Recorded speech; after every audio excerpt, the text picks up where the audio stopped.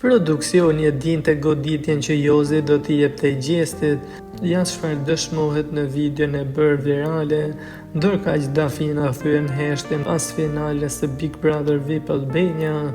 Një deklaratë e fortë ka dalë në dritë në lidhur me incidentin e rënd që ka ndodhur para pak kohësh brenda shtëpisë së Big Brother VIP Albania 4.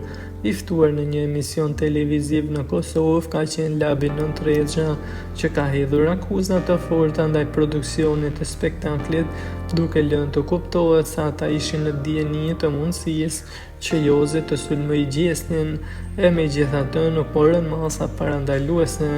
Sipas Labinotit, teksa po e shite emisionin live gjatë ditës, pak kohë më parë ai ka dëgjuar qartë edhe Jozin t'i ketë thënë se nëse do dilte nga shtëpia do ta vriste Gjestin.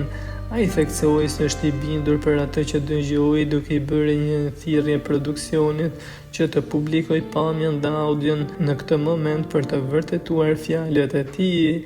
Ai shtoi se ka njohur Jozin pasi e ka ndihmuar atë në Zvicër dhe premtimi i bërë nga ai se do ta sulmoj Gjestin nëse nuk shkon në finale, e ka ditur se diçka do të ndodhë.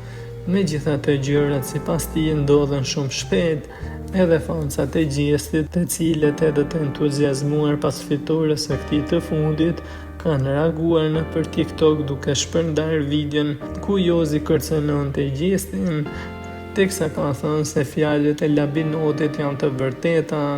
Megjithatë, sipas tyre, kjo gjë i ka mbetur në turpin e produksionit pasi Gjesti e ka fituar këtë edicion.